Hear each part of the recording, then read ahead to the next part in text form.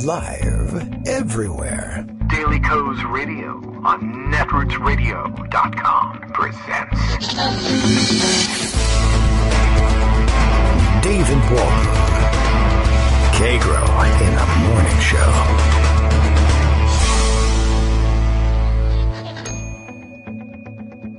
Now, here's David Waldman.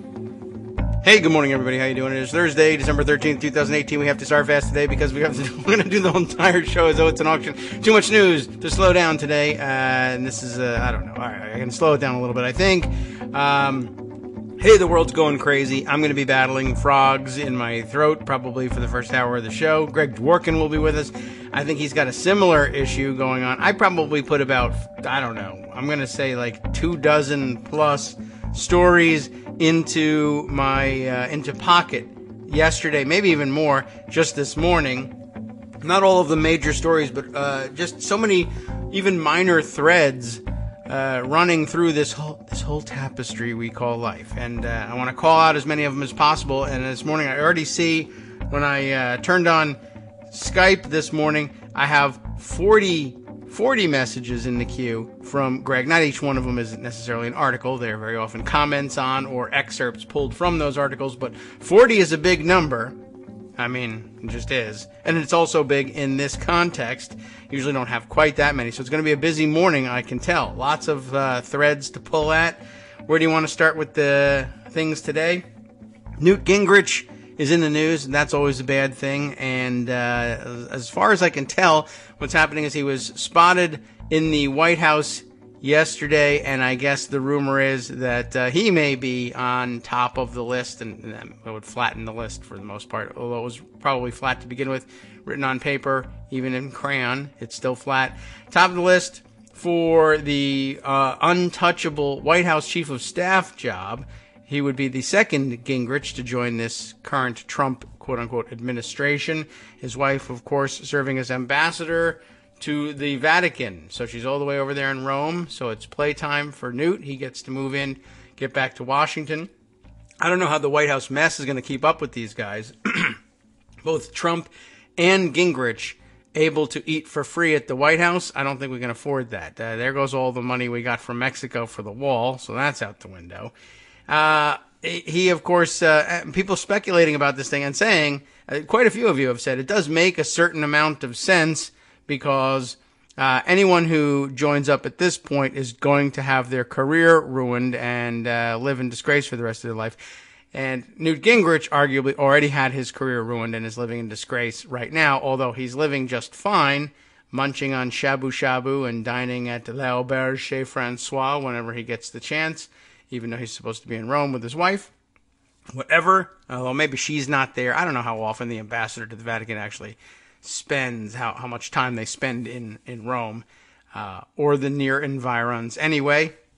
But anyway, we could catch up on what he's been doing since he left the government in disgrace, but the answer is he's doing all the things he was already doing before. And by the way, now in consideration for the job of White House Chief of Staff, by the way, I believe he denied it. He was reached by some reporters yesterday and asked if he was interested in the job, and he said no, which means yes, probably, but that's how those things go.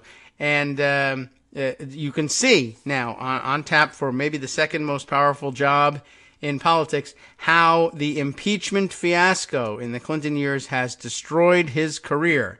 We are constantly reminded, please don't talk about the I word. You can see it's too much for the American people. You'll frighten them, and everything will go south. Just look, they'll tell you, at how the Republicans were destroyed by the fiasco of their Clinton impeachment, which is, of course, was baseless at the time, about a completely different sort of subject, and that was a true witch hunt.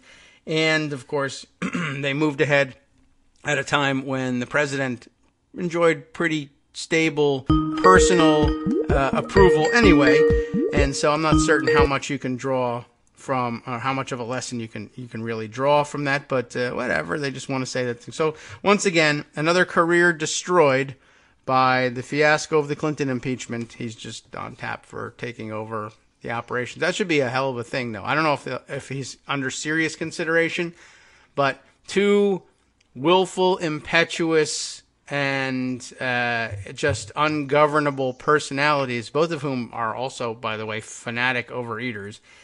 That's just beside the point, really, but it'll be really interesting to see how that goes. Gingrich, more of an early morning guy and a power breakfast type, as opposed to the afternoon rising Donald Trump. Although we know he's awake. He's upstairs in rage tweeting. He just hasn't come down to the office yet. Greg Dworkin has, and he's brought a raft of stories, and we're not even on water. So, it's just great. Well, I guess we're prepared at all points in case of flash flooding. We're underwater. Yeah, I feel like it sounds like I'm underwater when I start the show. All right. So I think the best look at Newt Gingrich comes from McKay Coppins, who did a recent profile on him all right. for the Atlantic magazine and had this fantastic quote. He says, in fact, according to a transition official, Gingrich had little interest in giving up his lucrative private sector side hustles. Yes. And was never really in the running for a cabinet position. Instead, he had two requests, and this is relevant for what's going on now. Sandwich. One, that Trump's team leak that he was being considered for high office, and that Callista, a lifelong Catholic, be named ambassador to the Holy See. Yes. Now, Gingrich Holy disputes See. this, but it makes sense to me that he called the reporter and said, I'm being considered for this job. And the reporter said, well, are you going to take the job? And he said, no, of course not. Yeah. How did you even hear about it? Yeah, that's Newt Gingrich. The guy gets along with Trump because they're both grifters. Yeah, and accomplished press liars. They love pulling the legs of the press. Right, exactly. So I think there's that. So that's of interest this morning. All right. The other thing that, there's a lot of things of interest this morning that we'll get to more of the meat, but just to finish all of the side things here, the side dishes before we get to the main meal. Meals. Elenia Plott, one of the reporters that Gingrich said no to, was also told, she writes, I'm told by senior House GOP sources that no $5 billion wall funding bill will reach the floor this week. Mm-hmm. And then this interesting quote, which may resemble something Nancy Pelosi said. Republicans don't have enough members in town to get this passed. They don't have the votes. Ah, that does sound familiar. Yeah, and we thought counting was like counting votes. It's not just counting what people's positions are. It's where are they? Are they here? Are they physically here to cast a vote? Interesting. Right. People forget about that. They check that pulse every morning in the House. Speaking of checking pulse, somebody asked this morning, is Mike Pence still sitting there? Did anybody move him? Yeah. It's a great question. Part of the furniture. The answer is we don't know. And it's not, I don't know if it makes any difference. Can you 25th Amendment a chair into office? So just let me ask you then. Yes. If Newt Gingrich is a no, who does that leave? Mark Meadows also was supposedly a no. Yes. They considered him and decided he's better off where he is. The sheriff of Nottingham, possibly? David Bossie? Yeah, that name has come up. That's true. Good point. Forgot to mention his Christie? name. Yeah. I mean, his name has come up as well. Sure. But again, see, the whole point is like, who would want to be associated with this sinking ship? Yes. So the question that I come up with is Bill Shine. Yeah, he's already there. He's stuck. He's already there, and he's from Fox News. So he's got two out of the three things that are necessary for this job. Yes. Right. The third being the ability to say yes. Yes. Or be tied up and gagged, and he could be brought out like a Lecter. You also got to be dumb enough to take the job. So, he's already done that. He's already done that. So, he's a possibility as well. So we don't know who that's going to be. Could Obviously, it's going to be Jared and Ivanka till they get indicted. Yeah. So, right. They're going to be the actual chief of staff. So you have to agree to be the fake chief of staff that doesn't contradict the princess and her drone. Right. Yes. Okay. Yeah. Trump basically he needs a chief of staff to fire people. He doesn't like doing that himself, Like and doing anything. like being his own campaign consultant. He probably believes he should be his own chief of staff as well. He just, I need somebody to push other people out of the plane. Other things before we get to, of course, the whole big story about Michael Cohen and the hush money payments and the implications therein, and Trump's tweets this morning, and whether that leads to indictment. That's really the main story. But the other things, of course, are the leadership battle. Yes. In the House, wherein Madam Speaker, off of her rave review performance, when Trump tried to mansplain how the government works to her and she shut him down, apparently has reached an agreement with the rebels about term limits. Yes.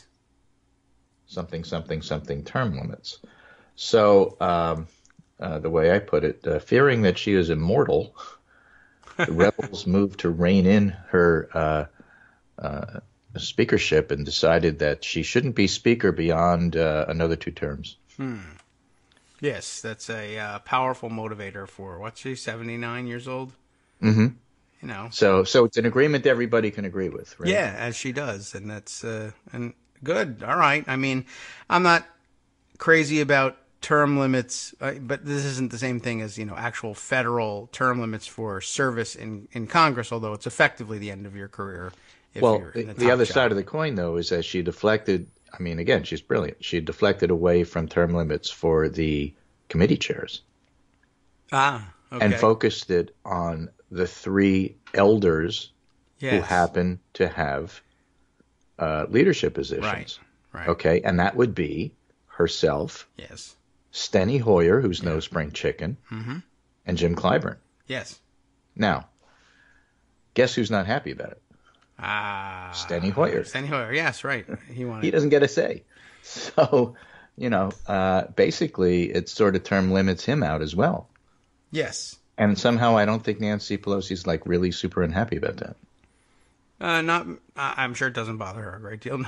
One way or the other. I mean, I think she's over it. That's all I'm saying. I heard yesterday that... I'm not saying she dislikes him or likes him, I'm just saying she's over it. The rumor was that the deal had been mostly hammered out and driven by the new Hakeem Jeffries, who occupies the number 4 spot, who carefully crafted the term limits for the top 3 spots, and then said, we'll see what happens when it comes to number 4. But that's a spot you want to move out. If you clear out the first 3 spots, now you got places to go. And so, basically the Democrats are building their bench, and that's all fine. And, why would Pelosi want this job forever? Well, when you're immortal, I suppose, Yeah, what else are you going to do with your time? Right. You can run for president, I suppose, but, you got to wait 100 years before people will be ready for her. Yes.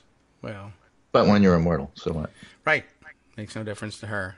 So, anyway, she will step aside by 2022. Yeah, and a lot of that should make everybody cheers. feel better, right? It does. It really does. I had some interesting conversations offline about it with people who were very much opposed to her continuing in the top spot, and now saying without revealing any secrets here. Explain a little bit why people were opposed. Well, the chief the reason, generic, what's the problem? The most coherent problem I ever heard expressed was you're getting in the way of cultivating new leadership. You're not going to be there forever, and sitting on top of the caucus for a decade and a half causes anxious up-and-comers to move out and seek greener pastures elsewhere, running for governor, running for statewide elected office, etc. And the leadership farm team, the bench, gets decimated by this, and so this is exactly what they were looking for. And a lot of people said, I never believed that she would accept this, but she's a pretty good listener and does what it takes to stay in elected leadership. That's how she got while there. representing her constituents, which happen to be the members of the House and not the members of the press. Yeah, so it's been very interesting. She accommodated their demands to the extent practicable without losing control of the Democratic caucus or message along the way. and then had this great moment in the White House, and I guess. Well, not only everyone's that, happy. she also gave Hakeem Jeffries, one of the up-and-comers, Yeah. an on-the-job practicum for him Oh. about the finessemanship of how to use the rules. Okay. But, the whole thing is silly. Yes. I think Armando's writing in it. It's ridiculous. Of course it's ridiculous. But this is one of those situations where I think you can argue that Nancy Pelosi has played the politics of it, the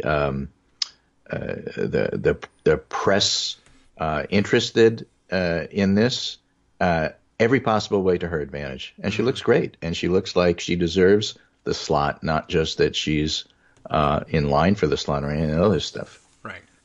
So, is it face saving? Sure, it's face saving. But, it's part of the job.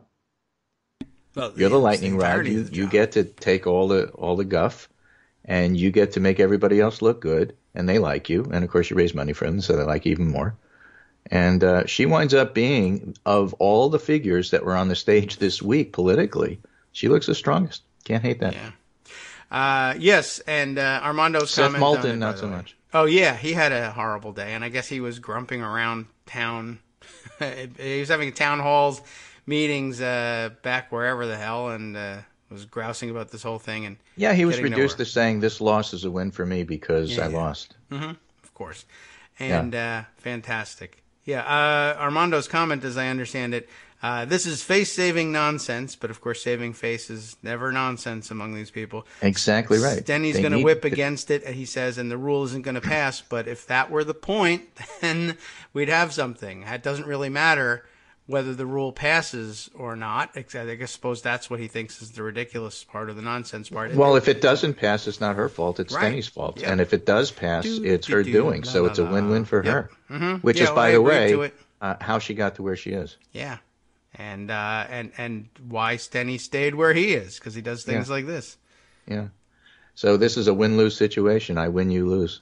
Yeah, I mean, what does he care? Steny Hoyer is just like, I want to be speaker, and this is my chance to do it. And your only chance. Also, nobody's going to remember if I whip against this rule and it loses or wins. It doesn't make it won't make a difference. Yeah. Anyway, Armando's quite right that the whole idea is kind of ludicrous, but there you have it. Yeah. American politics is part gamesmanship and part finessemanship, and Yeah, I'm sorry. Did you need me to do something in order to hold on to power until I retire? Okay. Yeah, write that down. I think I'm going to do that. Thank you. Oh. Okay. Anyway, we have some things that happened. All right. Okay. Yes. There was the Cohen sentencing yesterday. But probably even more significant in terms of new information that we didn't have. AMI, who is the parent company for National Enquirer and David Pecker's shop, had an agreement with the prosecutors, which was signed back in September that we just found out about, which outlined how a lot of this worked. AMI contacted Cohen, according to a story here from Philip Bump.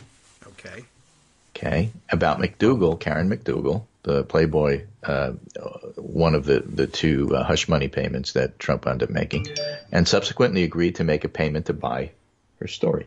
Okay. At no time during the negotiation for or acquisition of the model story did AMI intend to publish the story or disseminate the information about it publicly, the agreement reads. So now both Cohen and AMI are on record saying the intent of the payment to McDougal was to influence the election. And we know that Trump was aware of the payment before the election because a recording of Cohen and Trump discussing it was leaked to the media in July. So this makes it completely different than John Edwards' case. You mentioned that sometimes people like to refer to the Bill Clinton impeachment both ways, right? Sure. Clinton could be impeached, but, it hurt everybody, therefore don't do it, says Newt Gingrich. Right. Or why would you, think that this is a good idea to impeach people because it was good for Bill Clinton and therefore it will help Trump? Therefore, my argument, this is both good and bad, and therefore you shouldn't do it for either reason. both of which will help Trump, goes the argument. And, of course, if Somehow. you had trouble following that, it's because it doesn't make any sense. Okay. But here, another thing that people tend to do, because whataboutism is the only thing conservatives have left, is they say, well, what about John Edwards? Yeah. All of this is nonsense because John Edwards had this thing where he wound up using campaign money and he got off, and therefore Trump's going to get off. But, of course, they're not the same any more than the Clinton impeachment, which was, purely political. And this pending impeachment, which is not purely political, are not the same. And the Edwards case wasn't the same here. In this particular case, Trump is clearly, to me, and it'll be up to the prosecutors to prove, doing this in order to influence the election, lie to the American people, and defraud voters from making a proper choice. Whereas Edwards made the claim that he was doing it to protect his family. Yes. And Trump can't do that. Well, he's trying. Because he's on record as saying that's not what happened. Yes, he forgot that. He forgot the tapes, and of course David Becker and everybody else is saying that's not exactly what happened. Yeah. So, he's offering again, from the Edwards agreement, defense. in or about August 2015, that's the way lawyers talk, Pecker met with Michael Cohen, an attorney for a presidential candidate, and at least one other member of the campaign. Yes. Who would that be? We're all interested in knowing. Wow. Because whether it's the campaign or the Trump organization, a different entity Yes. with the same players, Right. where only Donald and his three children have any say. So which of them was it? Yeah. And at least one other member of the five. campaign. At the meeting, Pecker offered to help deal with negative stories about the presidential candidate's relationships with women by, among other things, assisting the campaign. Did I mention campaign? In identifying such stories so they could be purchased and their publication avoided. Pecker agreed to keep Cohen apprised of any such negative stories. So it's about the campaign. So it's not about, I wanted to protect the family. That's not what this says. It's about the campaign. Yeah, and therein the difference between him and Edwards. With Edwards, he made that claim, and whether you believe it or not, what they lacked was other parties to the agreement saying, oh, no, it was the campaign. I'll swear to that, yes.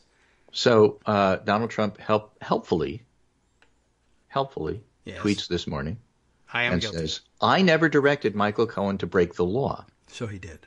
He was a lawyer, and he's supposed to know the law. It's called advice of counsel, which in this particular case he actually spelled correctly, so I wonder if he's the one that wrote it. And a lawyer has great liability if a mistake is made. Great. That is why they get paid. I got to check with Armando on this. Right? You get paid to not make mistakes. Despite get that, paid many because of campaign liability. finance lawyers have strongly yada, yada, yada. But basically he's saying here, Yes. he starts out, I don't know anything about this. I didn't make these payments. Who made Okay, what? if I made these payments, then that had nothing to do with the campaign. Okay, if it did have something to do with the campaign, Yes. it's not illegal. Well, if it is illegal, it's not my problem. It's Michael Cohen's problem. He's my lawyer. I pay him to keep me out of this stuff. Right. How did I get arrested if I have a lawyer? Right? And Bradley P. Moss, who is a lawyer, says, the president's tweets this morning accurately reflect his overall view of the role of lawyers. He gets himself into a bad situation, tells his lawyer to fix the problem with minimal exposure, and thinks that means he's immune from whatever the lawyer does to fix it. Yeah. And I asked Brad Moss, wait, that's not true? Oh. And Brad says, well, not even in John Grisham novels. So Armando points out that, of course, we know that he wasn't really acting as a lawyer in this case because there's no privilege. That was There's removed. no privilege because he's not acting as a lawyer. He's not acting as a lawyer because he's conspiring to break the law for his client. But you can do that without being a lawyer. Yes, that's true. But if you happen to be one, then the thing you do at that moment isn't legal advice. It's just criminality. Uh-huh. So, and again, of course, Trump claims that none of what he was doing was illegal anyway. And Neil Katyal, who is the ex-Solicitor General, points out, that's a sweet mystery of life. How does somebody plead guilty to charges that aren't criminal? Okay. Now, I'm going to quote Neil, and probably do this after the break because I don't think we necessarily have time to do it now. It's a long quote. But Neil wrote a really nice piece about why Trump should, in fact, be indicted. I think he should. And there's a nice follow-up to that as well, with a different argument about why he should be indicted from some other folks as well. So I think that's worthy of I agree. of discussion. Armando wants to come on. He says right here, come on. That must mean he wants to come on and talk about this. Well, we're going to be Which is break. fine. I'd love to have a lawyer's point of view, but this isn't law we're talking about here. We're talking about criminal behavior as seen by the public. So the fine points of whether Cohen was or wasn't acting as a lawyer is going to be lost entirely on 99.9% of the population. The point here is Trump did something to direct Michael Cohen to commit felonies. Yes. And Trump is responsible regardless of what particular hat Michael Cohen was wearing at the time. Lawyers may want to split hairs on that, not my problem. What I'm explaining to you and Armando and everybody else is that part of it doesn't matter as much as you think it does. No, it'll be very interesting, and I'd love to read, we'll go over some of the articles about why, he should be indicted. That's my position, and my basic approach to it can fit even now, in between now and the break. Try it and see. That's all I have to say. There's memos, there's legal reasoning why it might be a dangerous idea. What Armando's quite right about, though, is that if Cohen is not giving legal advice, Trump can't hide behind Cohen as Cohen being his lawyer. No. He can't. He can hide behind being the president of the United States when it comes to being indicted. But again, I say give it a shot. All there is a memo standing in the way. As people point out, a memo written by Nixon administration lawyers in the middle of his facing possible indictment. No wonder they came up with that idea. And, these things come up. The whole 2 years has been an exercise in norm breaking. Try breaking one yourself. You might get a delicious omelet. All right, we'll be right back. Omelets. Hi, it's me, David Waldman, your host for Kagro in the Morning, interrupting this little break to say thanks so much to all of you who are contributing supporters of Kagro in the Morning. Thousands of you are downloading the show each day, but fewer than 1 in 25 regular listeners are donating to help keep us on the air. For the money you'd spend on a single 3-minute iTunes song, we bring you 2 hours of great news and entertainment every day, 5 days a week. Patreon.com, Patreon.com makes it easy. You can find us there by searching Kagro X or David Waldman or Kagro in the Morning or even Daily Coast Radio in their search box, and you'll be right where you need to be to make easy, recurring monthly contributions to support our show. Once again, thanks so much for your support.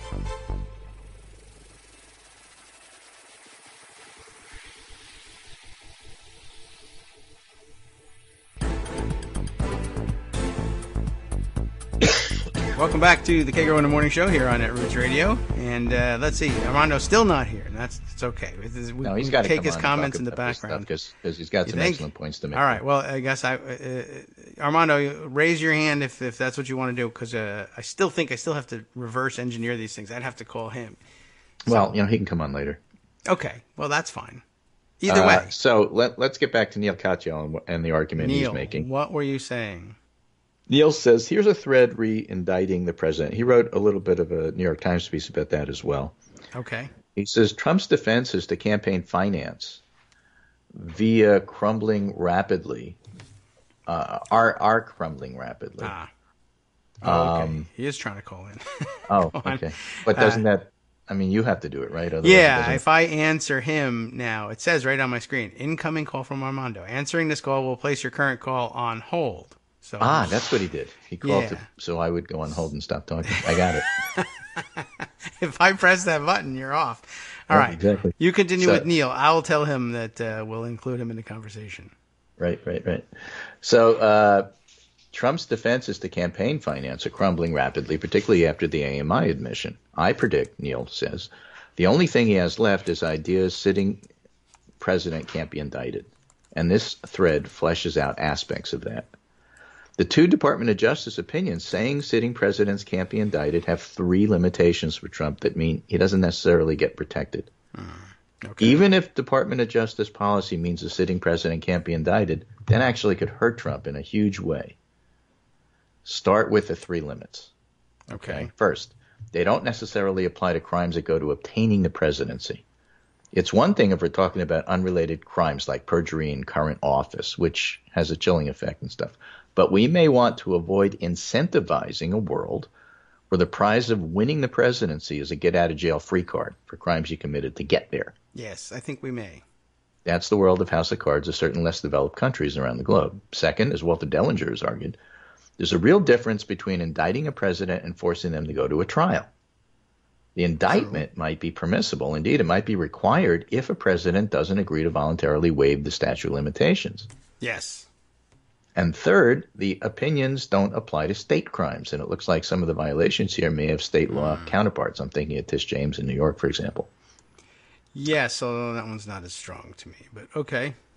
So let's say all that's wrong and Trump can't be indicted. So as I said in the New York Times, there's several deep reasons why that's bad for Trump too, which is part of the reason why presidents and candidates outside of Nixon stay far away from questionable conduct. First, it feeds impeachment. Indeed, it may require it. If indictment's off the table, impeachment must be on it. The whole idea of a sitting president can't be indicted is because you have to go through impeachment proceedings and then try him for the crime. So Congress has a constitutional duty to investigate every aspect of the allegation and commence a full-blown inquiry precisely because the criminal process, which would be used in the case of every other American, can't be used. So if you can't indict him, you got to impeach him. That's hardly good news for President Trump, who, by the way, there's other reports saying that he's worried that he's going to be impeached. This is hardly good news for President Trump. Jerry Nadler's a brilliant and dogged investigator, and he's also a balanced one who hasn't wanted to trigger impeachment unless he has to. But Trump's argument may mean that Jerry Nadler has to. Yeah. Okay. The second problem for Trump is that it intersects with his ability to stay silent.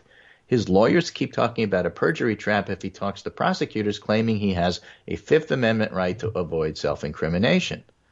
But if he can't be indicted, why should he be able to plead self-incrimination, after all, which are about criminal liability? So you can't be silent. You know, it's like after you've pleaded the Fifth, then they can subpoena you, right? And then you have to talk because, like, what's your defense?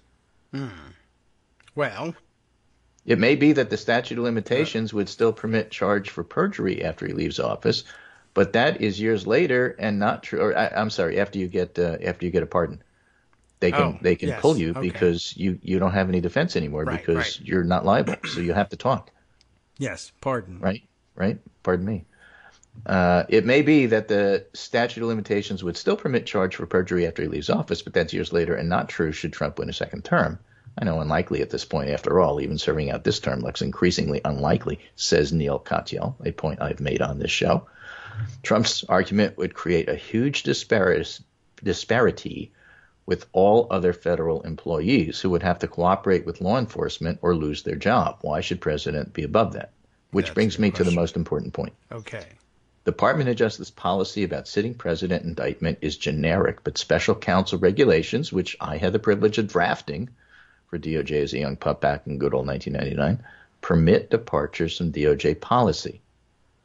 Mueller can seek a departure and obtain permission to indict Trump, particularly if Trump insists on not providing testimony and not waiving statute of limitations. Such a departure may be granted by the acting attorney general. Of course, we don't even know who the acting attorney general is.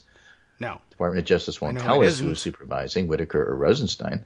Something of an aside here, that's the way the Soviet Union operates. In America, we have an inalienable right to know who our governors are. But aside from that, either Whitaker or Rosenstein may conclude that in America, nobody is above the law in authorizing indictment of Trump. And if Mueller asks, and he may be the one making the ask for SDNY given his other investigations, special counsel regulations say that if the acting attorney general refuses to indict, then they must report it to Congress, both majority and minority parties. Okay. So for Mueller to ask the indictment is a way to ensure that there is a Mueller report. Okay. That's a good point, too. So here's kicker number one. The special counsel regs therefore put thumb on the scale of Mueller asking the acting attorney general to indict, as that's the only way, that's the one way Mueller can be sure information he has uncovered in his investigation is provided to Congress. Even if Mueller thinks the attorney general would say no, he may need to ask. And particularly in a world of witness tampering, fake AGs installed, and now serious allegations of lying by the president, and indeed felonies, That may be Mueller's best option. The key purpose of special counsel regulations is shining sunlight on government wrongdoing and avoid appearances of impropriety. Kicker number 2, Trump has to know all of this, at least if he has decent counsel. So Trump may therefore conclude, as Spiro Agnew did before him, he has one card left to play, resign and plead to avoid jail time. All right.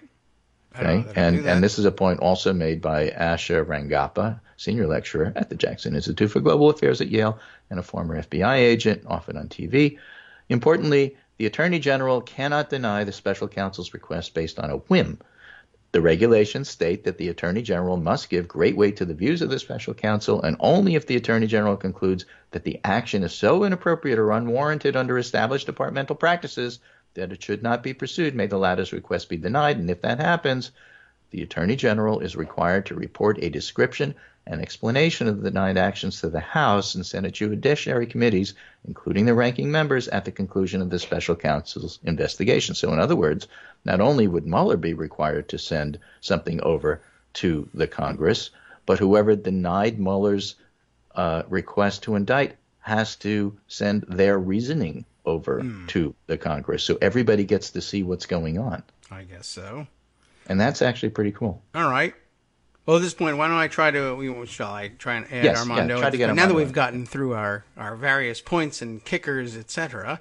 Yeah. And I guess I would add, while we're waiting, our inalienable right has been alienated for quite some time. So, one of these things where the rules say you gotta, and we gotta have this, and we're gonna have that because it's in the law, and we're just waiting to see. So, for instance, the law says that if the request to indict is denied, then there has to be a report from the Attorney General or acting Attorney General explaining it to the majority and minority of the Judiciary Committees of both houses, and then to which Well, Matt but if he Whitaker doesn't, says, then "But they I'm can not gonna do subpoena it." him.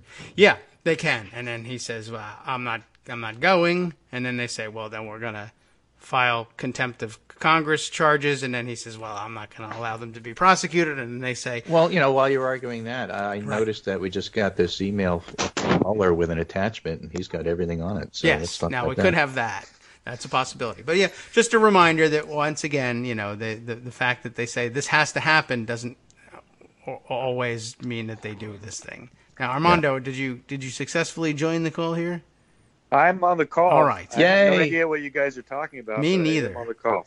That's Oh, okay. good. We're talking about the obligation of Robert Mueller to request an indictment, and if he's denied, he's got to send a report over, and the guy who denied it has to send a report over, so they all go to Jerry Nadler. Oh, yeah. I mean, I believe that's correct. I mean, Trump is now, really in a box. He's really in a box because he really can't get out of this with just waving his Strongly hand. in a box. I love the greatest box. Believe me. It's the best box. Well, I mean, there's just more practicality. So listen, this is why winning the House is so important. The House can do so much. They can make Mueller come and testify. And if it's a closed investigation, there's no way of stopping him or him invoking anything. Justice Department can't stop it. There's no pending investigation. Well, we get to talk about it. Plus, you've got the whole Comey situation where he went and testified wrongly, in my opinion, about all he did. So we get to do it again. This time it'll be about Trump, though. So it's all going to come out. There's just no way around it. That's why Rudy's got an 87-page counter Allegedly, memo yes. ready to go. And but that's in crayon, and it's like I don't even know triple how spaced. I don't even understand the theory. I mean,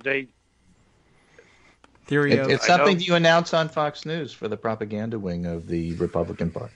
I like the specific page number for some reason. That sticks in my head. It's already 87 pages. What does that even mean? That just to me, that was just Trump asking. So, are you working on a report? Yes, and only Trump would ask, "How long is it? How many pages? Well, I'm still I writing looked at it Well, the how other many- way. By telling him it's 87 pages, you guarantee he's never going to read it. Well, that's a possibility too. Well, you needed to say it was 8 for that. What? Yeah. It's more than 2 pages. I'm not going to read it. Just Right. give me It a doesn't sum. have pretty graphs. You're innocent, Mr. President. Okay, good. Go with that. Could be. Yeah. You That's remember what I the paid old reporting on his briefings he used to get from the CIA?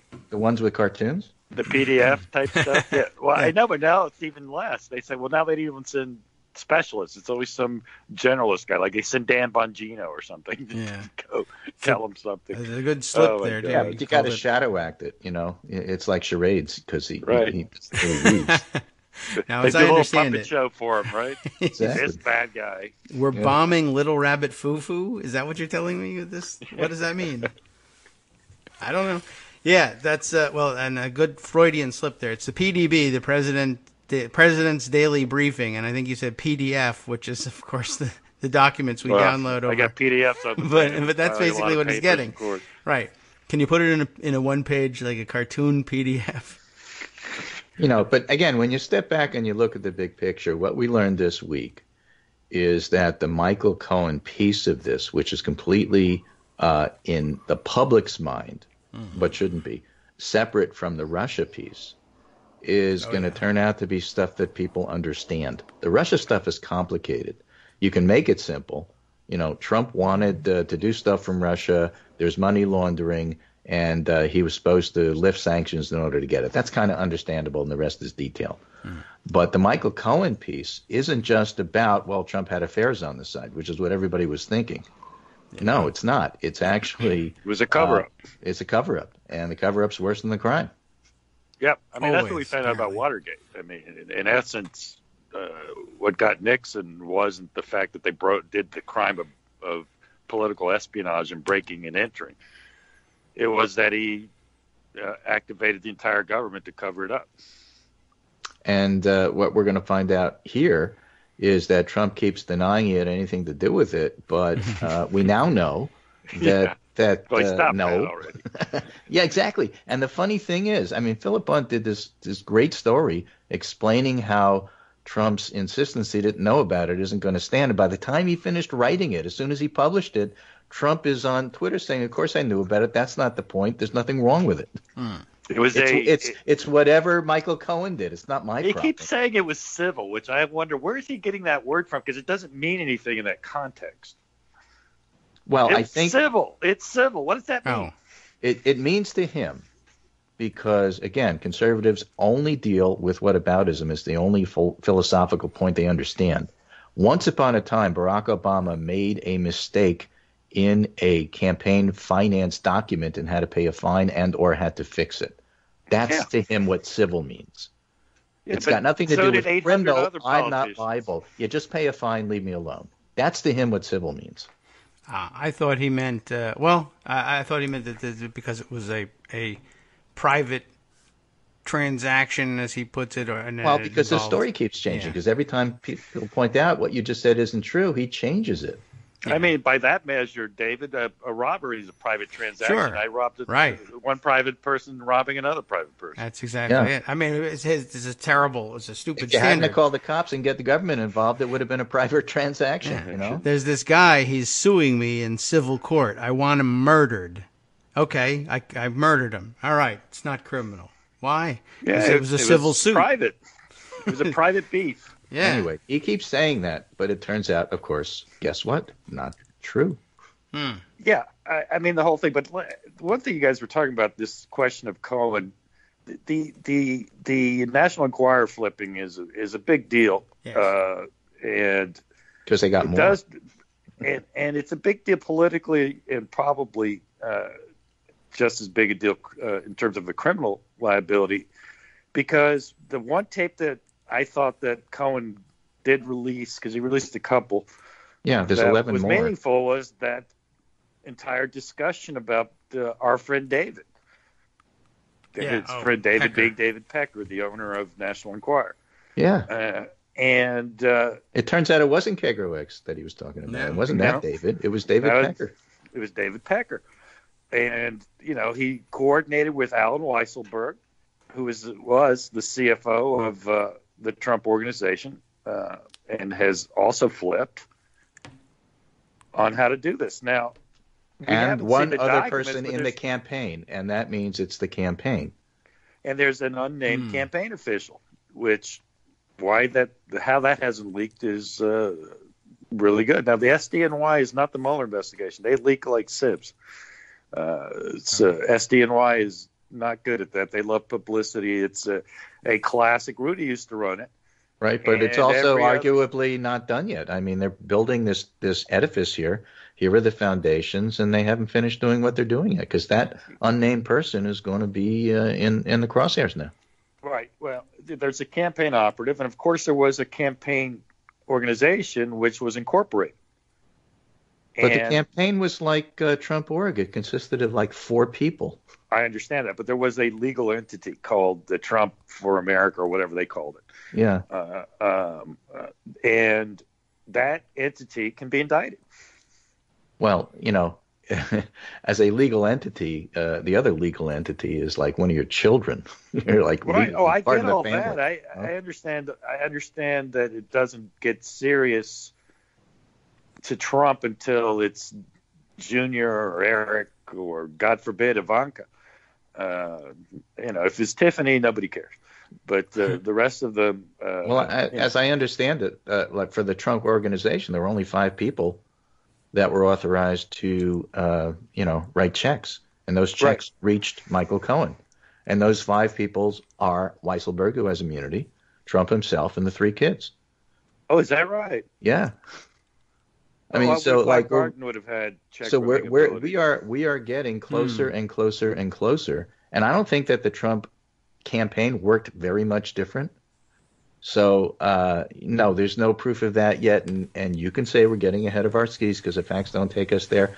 I'm laying out for you where this might be going and why they're so nervous about it. Oh, I don't think we're ahead of our skis at all. I think the Inquirer story was big when it first came up months ago. I don't think people realized the seriousness of it. I mean, the fact that it pops back up again formally now, months later, is pretty clear. The set of facts at SDNY. By the way, this isn't Mueller. This is SDNY.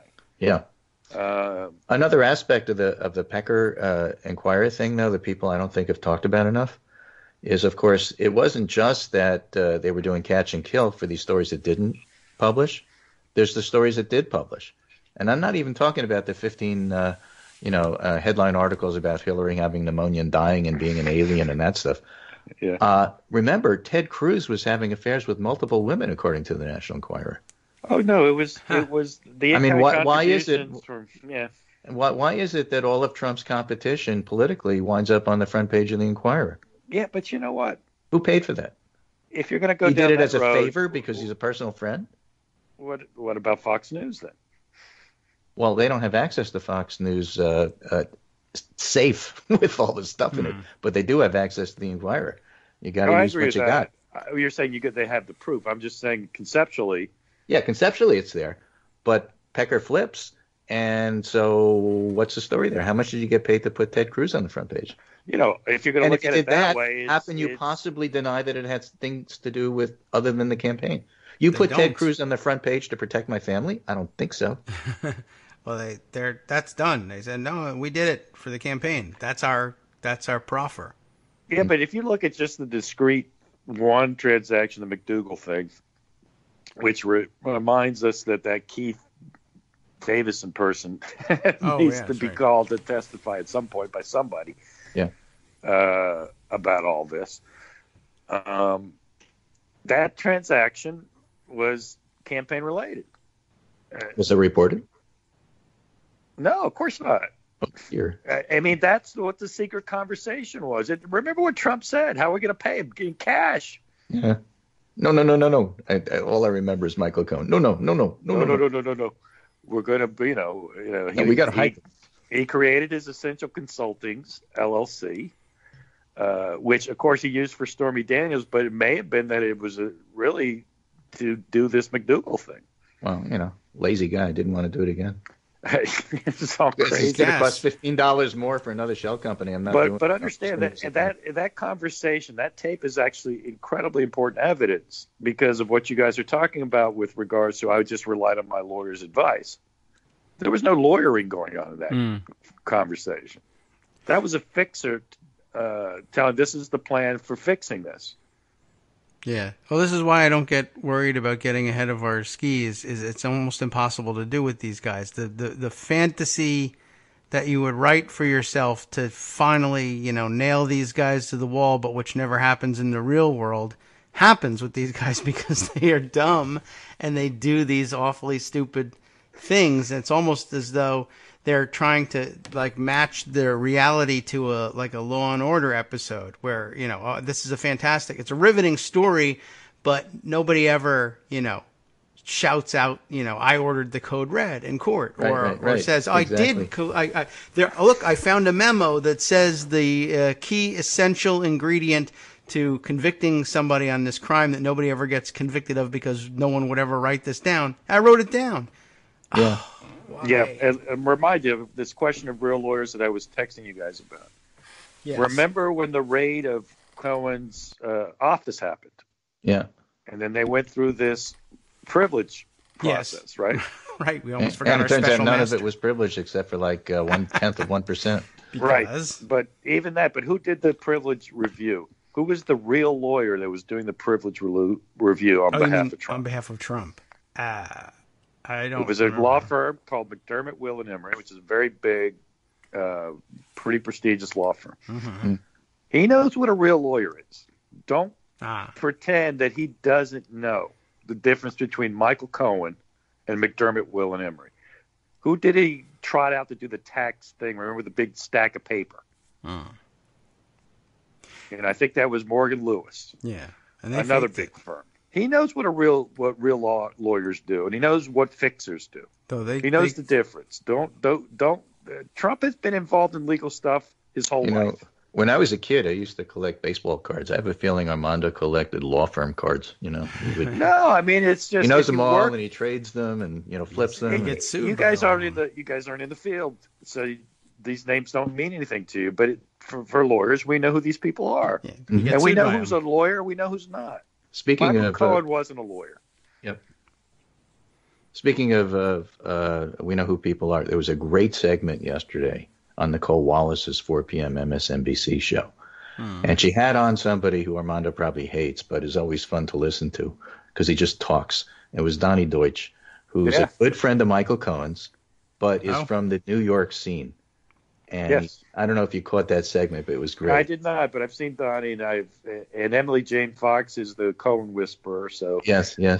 So he steps back and says, "Listen, let me just tell you about what's going on here, okay? I'm not doing anything specific, but if you're from New York, you know that real estate in New York is not exactly cleanest business in the world, and everybody knew for 30 years." That Donald Trump within real estate was the bottom of the bottom of the bottom of the bottom of the bottom feeders. And what's going to happen now? And with this Pecker thing and with this thing here and with this thing here, this is 30 years of a crime family. It's about to be exposed. And when Tish James from New York State gets into this business, he's going to jail. Awesome. Well, I think that Tish James knows that it's the right thing to do, but obviously this is her political ticket to stardom as well. Which is why she's not back off from it.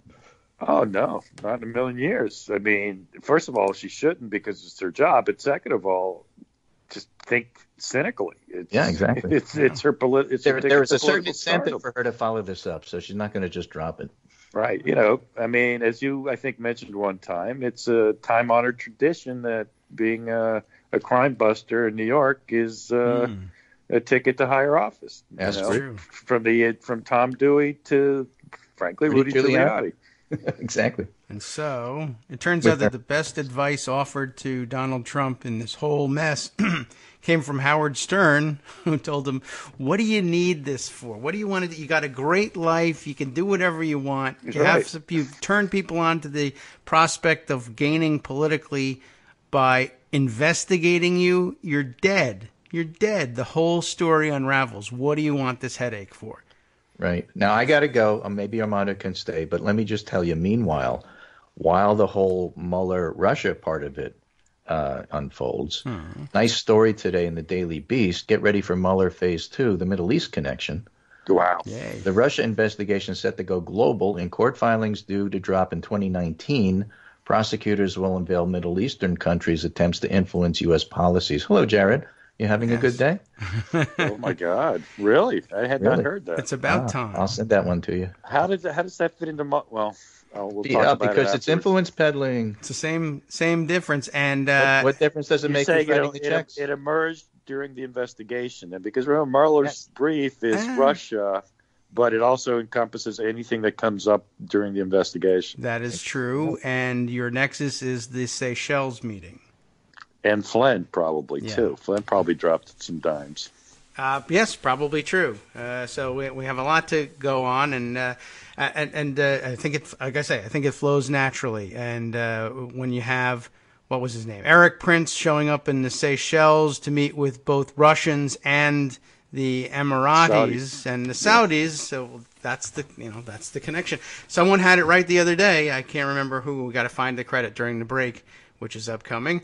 There's a new axis of evil in town, everybody, and we're in it, for one thing. Russia, Saudi Arabia, and the United States. The three who voted against the climate change Yes, funding. that's true. right. And I think Wow. that's what prompted the comment, but it's also an apt description of our approach to everything under the Trump administration, international affairs and domestic affairs, autocracy, and foot-stomping, ear-plugging isolationism from the rest of the world. So, very interesting. All right, time for our music, and then heading into our break. And, Greg, if you've got to go, I thank you for stopping by and helping us fill our first hour.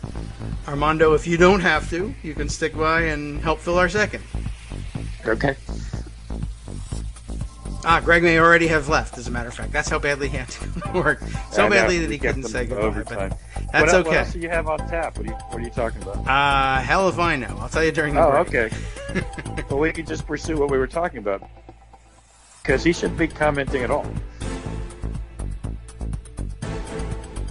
Welcome back now to the Kagro in the Morning Show here on Netroots Radio. Yeah, that's very true. We were discussing during the break the fact that no real reason why anybody should be letting the president rage tweet this morning. They should confiscate the phone, but I think he's still in the residence, and I don't know whether that's off limits to people or whether he literally locks the doors and won't let anybody in. And the speculation that we had earlier that someone was helping him with the tweets because there was correct spelling of the word council.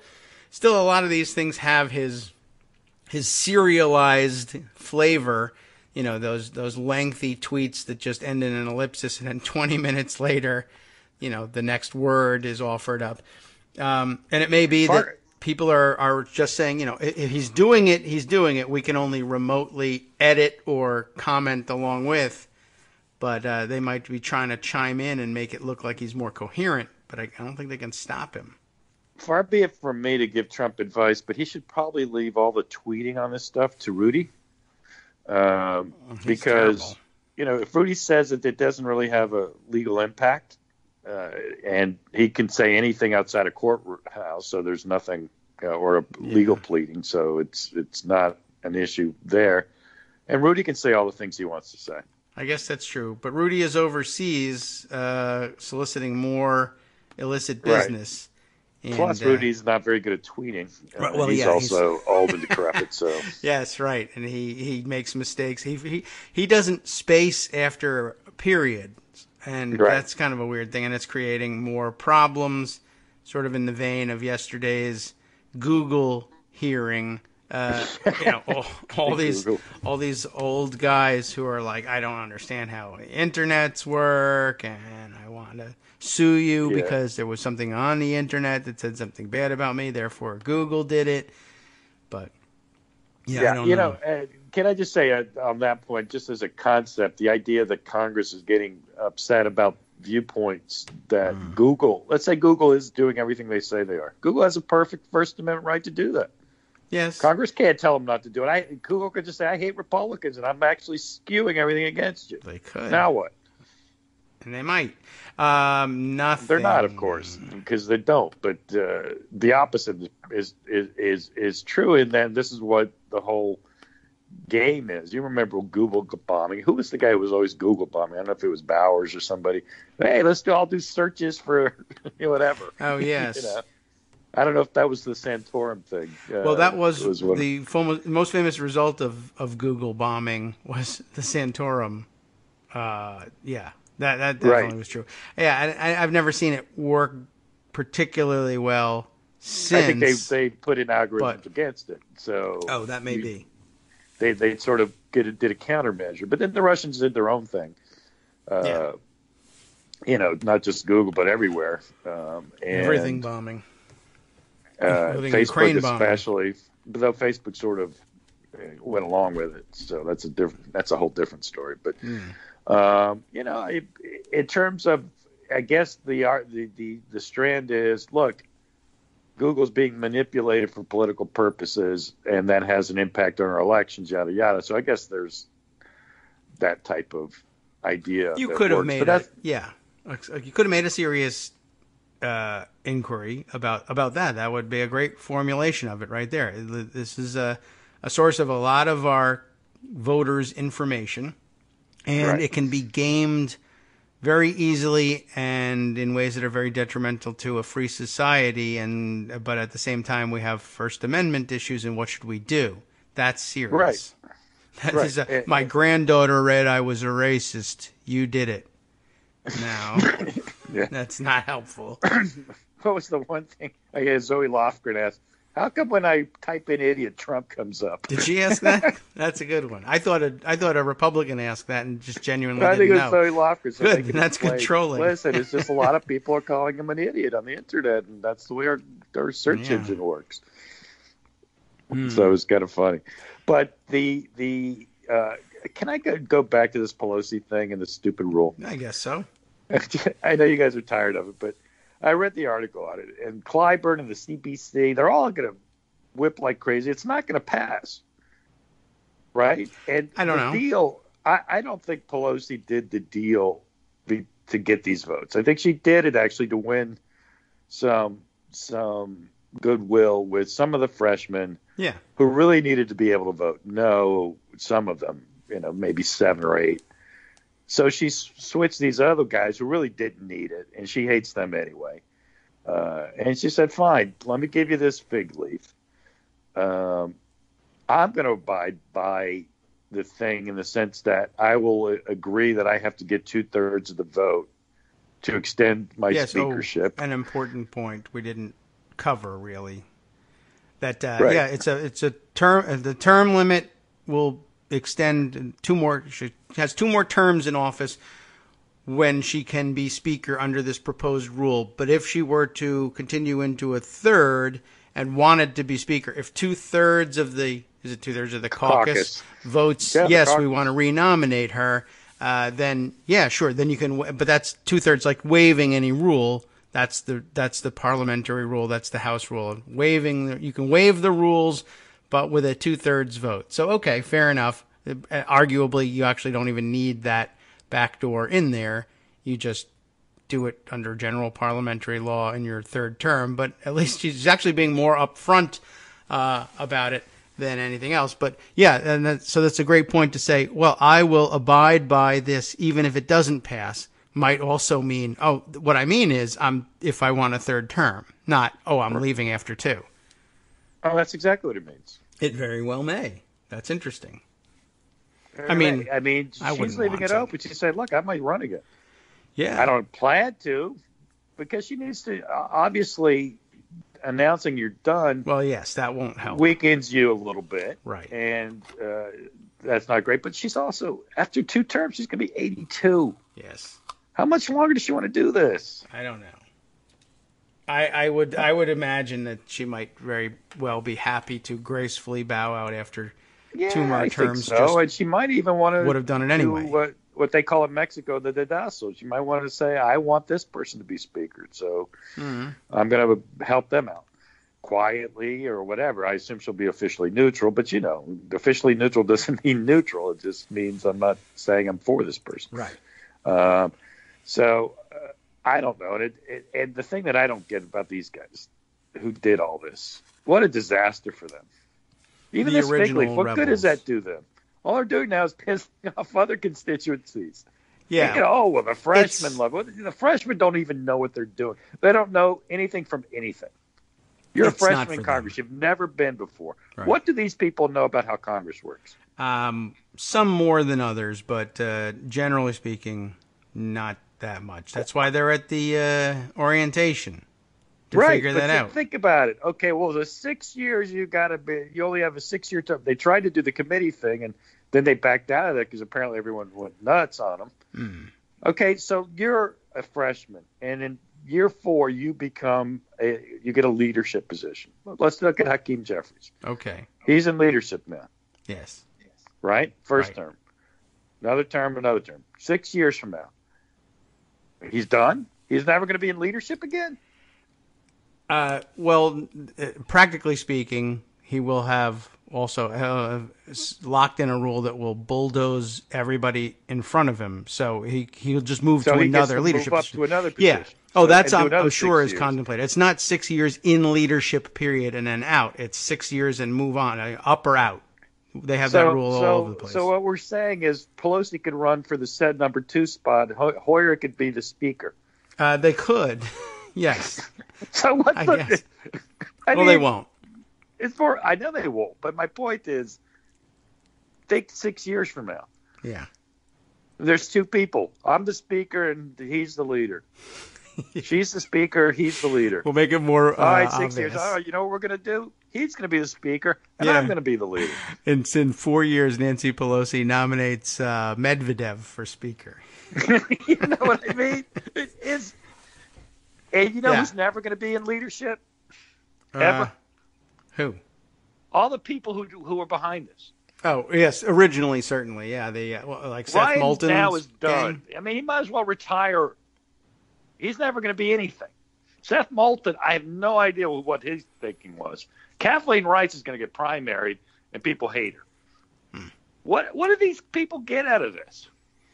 Don't know. I mean, they're not good at it, and so there's just sounds a pure savvy politician. Why would I want these three stooges here running my caucus or being in a leadership position after they demonstrated a complete ineptitude at politics this year?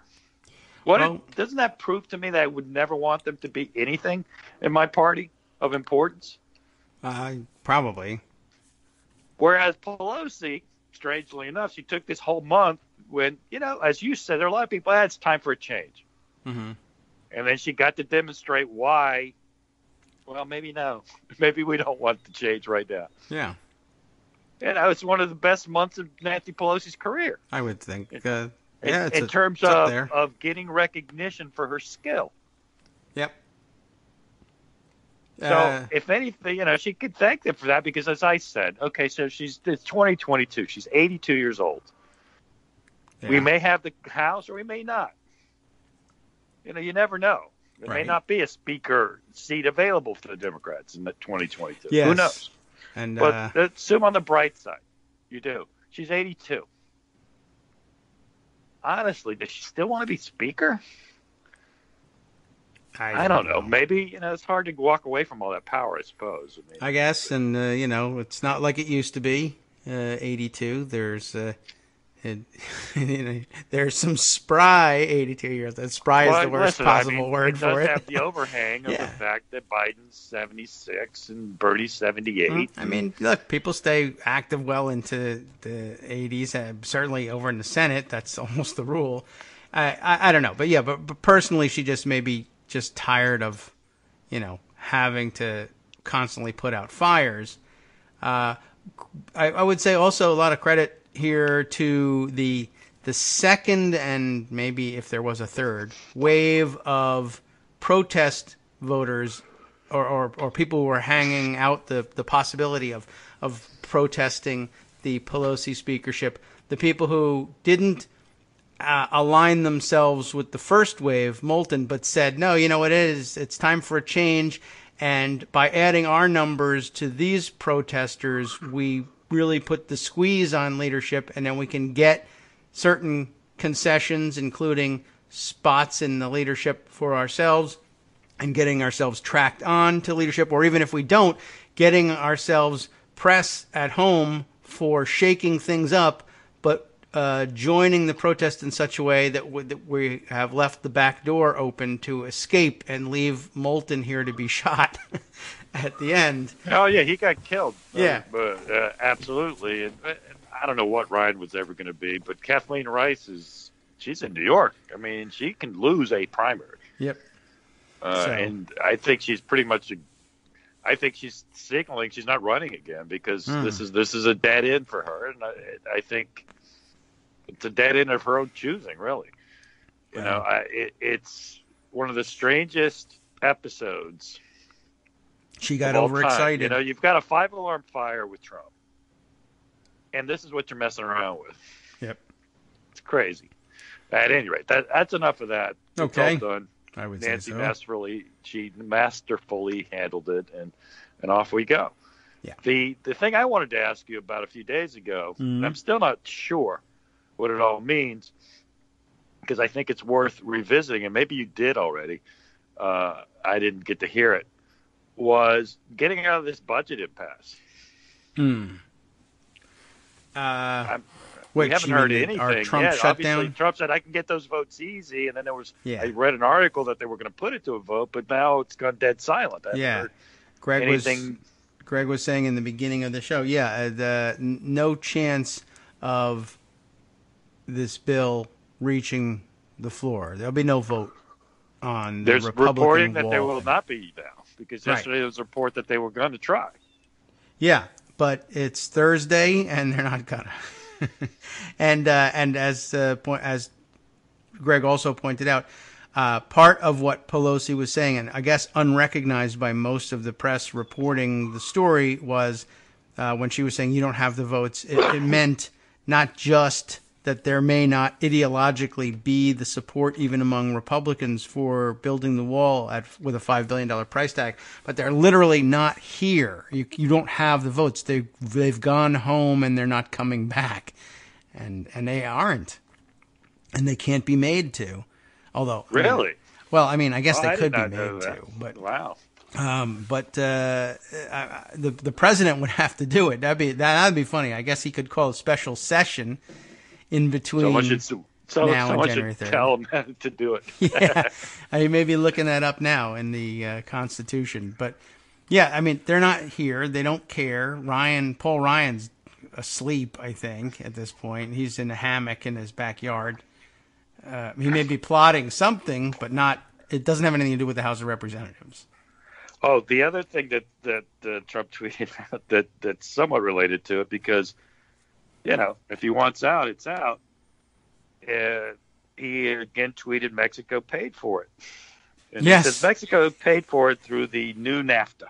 Yeah, I saw that one. My response tweet to that was, well, go ahead. You begin with it. My response tweet was, well, problem solved. I mean, why we had a budget impasse? Mexico paid for it. Yeah. The theory was, we could pull up the tweet, and you could read it in his gibberish, but the theory was, I renegotiated NAFTA. I did a great deal. I renegotiated NAFTA, and the old NAFTA was such a bad, I think he said anti-U.S. deal, that it was costing us billions, but my renegotiated NAFTA, which isn't doing anything, is saving us money. And the savings is paying for the wall. And the savings that we're getting is money that Mexico is paying us instead of us paying them something, which wasn't happening under NAFTA. They're paying us something, which isn't happening under his agreement. But I guess the idea is, his thinking is, American manufacturing is going to do so well under the new agreement that we're going to be so prosperous that all the money, I guess, presumably, that these corporations will invest in jobs. And I guess you have to do it the Trump way. I was going to say, ordinarily you'd say, so much manufacturing, it's booming, they're now adding to the tax base. But under the Trump tax plan, no, they're not adding to the tax base. All the workers that they're paying are being taxed higher, though. And that's adding to the to our coffers, and that's the money that's going to be used to pay for the wall, because Mexican workers used to get that money, and that would have been going to the tax coffers in Mexico City, but instead it's going to tax coffers in Washington, D.C., and therefore Mexico pays for the wall. That's I think, what he's actually trying to say here. We've changed the nature of our trade deal with Mexico such that instead of them profiting enormously and us losing enormously under NAFTA, we will profit enormously and they will lose tremendously under whatever it is he's calling the new NAFTA. And that's how Mexico's paying for the wall. Okay. I mean, that's not happening, and even if it did happen... It just doesn't actually make economic sense. I mean... No, just like his tariffs don't. I mean, if you wanted to say, well, we're collecting tariffs, well, that's charging us. Right, that's one of the problems. The consumer does it, but he didn't raise tariffs. The new deal not doesn't with raise Mexico. tariffs. No, I mean, it's the same mistake he's making with the China tariffs. He thinks he's costing China money by charging Americans more for Chinese goods. Yeah, but even if you buy that flawed premise, he didn't raise tariffs on Mexico. Mexico isn't paying anything. No. I don't know whether he thinks that it happened. That's a possibility. It didn't happen, so it's entirely possible that he thinks it did. But I think he thinks that the deal will create so many jobs in America that could have otherwise been created in Mexico under NAFTA that America is going to... Americans. Yeah, right. Exactly. So that means but Americans again, are paying for yes, right. But by his tariff logic, China's paying the tariffs? No, they're not. Americans are paying it. Mexico's paying for the wall? No, Americans are paying for it. But in Trump's mind, no, China is paying for the tariffs. Mexico is paying for the wall. All those jobs could have been in Mexico, but they're not. Yeah, I mean, you ask them the next step. So that's it. Americans are getting great jobs. And then what? And then what? How's Mexico paying? And then Mexico is paying for the wall because of all the jobs they are not getting coming to us. We're stealing their jobs. Yeah, I mean, and how does that build the wall? Yeah, it has to pay for the wall, but let's be clear. There are no tariffs in the New Deal. No. Well, yeah, that's not what I mean. Here's the major change, and it's not good for us. I don't understand how people don't get it. The content requirement for the NAFTA treatment, the basically no tariffs. No tariffs on. Yeah, the content has to be manufactured. Will go up to 66% or something like that from 60. But it can be manufactured in Mexico. Okay. Do you understand? No. Or Canada. I don't. It doesn't mean that it has to be in the United States. It can be in any of the three countries. Yes. So it actually is going to create jobs in Mexico, this new deal. It's actually a very good deal for Mexico, to be honest with you, because Mexico pays a lower rate for auto workers than the United States does and Canada does. So in theory, it's good for Mexico. Mexico isn't paying for the wall by this, and Mexico isn't losing jobs because of this. It's just bizarre. You mean he's totally wrong about what his agreement does. Yeah. Sure. Yeah, I'll agree with that. And I'm just telling you, and I've seen people talk about, this is good for the United States. It's actually, that provision is not, it's not bad for the United States. We don't care if the car is made in China or in Mexico. It's the same to us, really. Though I'd argue we'd rather it be in Mexico, because if there's more jobs in Mexico, yes, there's less immigration from Mexico to the United States looking for jobs. So, I mean, to the extent that's a problem, then yes. So, there's such a mismatch. You hate immigration, but you don't want to help other countries develop. Mm-hmm. The best way to stop immigration from Mexico is to make Mexico incredibly prosperous. Because then they won't want to come to the United States, because they'll be happy and economically stable in their own country. Yeah. But no one ever listens to me, and certainly not on that either. So I just don't get it. but I don't know what he makes of this. Why he says that because he wanted to, because he's been getting razzed, I guess, about Mexico is going to pay for it, but he's still having this. He's going to shut down the government. Yeah. And I said, but you said Mexico paid for it. Why are you shutting down the government? Just build it. Then he said the other day, well, if they don't give the money, the army's going to build it. Yeah, I like that one. Whoever, like the military, whatever it takes. Well, yeah. I mean, suppose he can do that. I don't think he can, but suppose he could. Yes. Let's go do it. What do you need? What do you need Congress for? I don't know.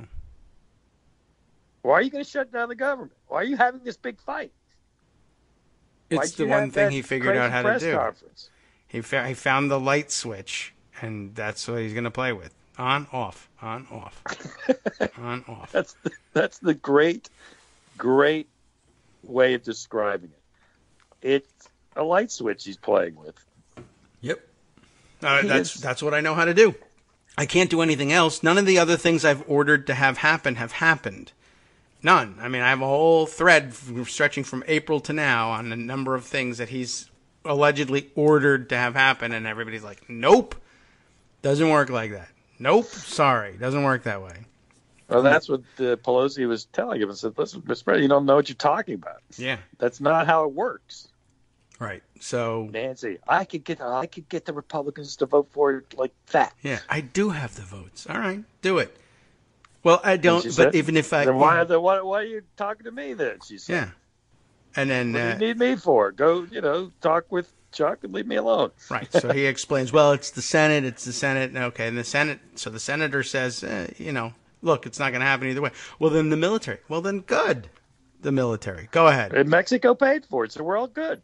Yeah. So he just makes it up. I did see lots of people sort of catching on to this only now, although I think a lot of people tweeted it ages ago too. But I think one of the first things I probably said in the Trump era after his inauguration was that Trump was both on healthcare and on the wall would ultimately just simply declare it to have been done, and people on his side will believe it. And right. That'll be the end of it. And I guess that'll be it. I don't know. I don't know what he thinks he's going to do. I don't know how he's going to.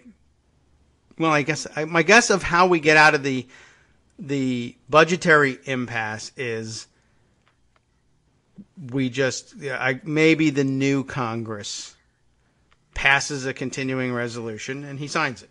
That's it. I mean, he just loses, and then he just doesn't say anything about it.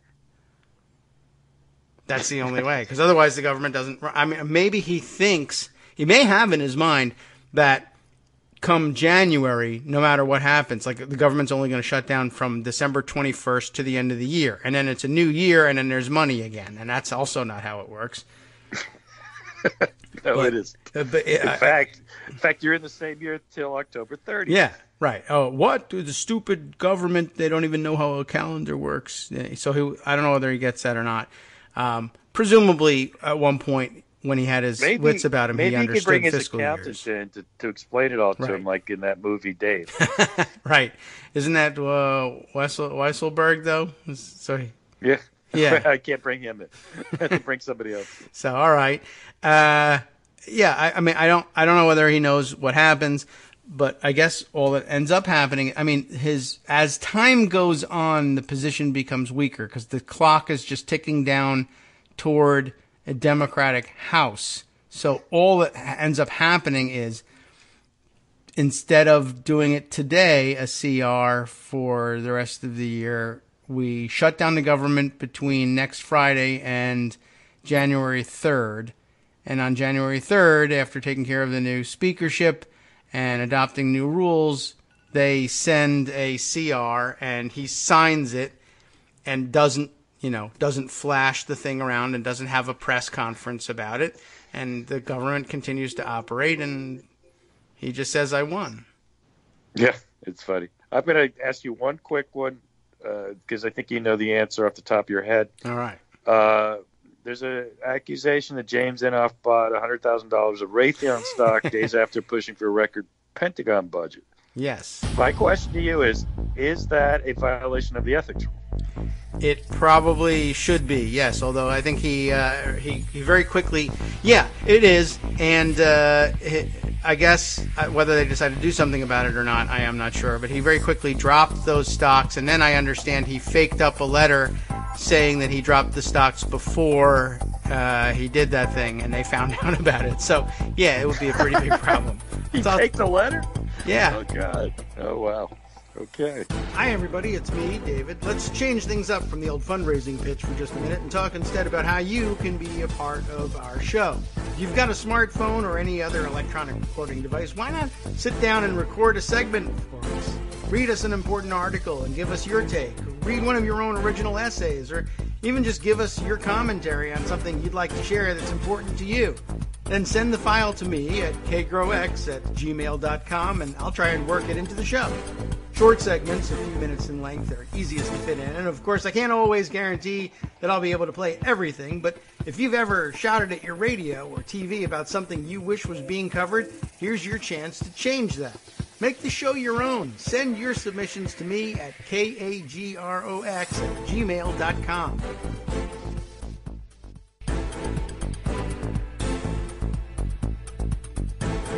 Welcome back to the Kagro in the Morning Show here on Netroots Radio. Let's see. So I think the official answer, here we are, I found it. The official answer on all this, I found from the tweet of Scott Austin, a Wall Street Journal reporter. In fact, the Wall Street Journal tech editor, which makes sense when we get down to the nitty-gritty of the story. Oh, wait, you know what I should do is I'll open this in a different window. Oh, that's a mistake.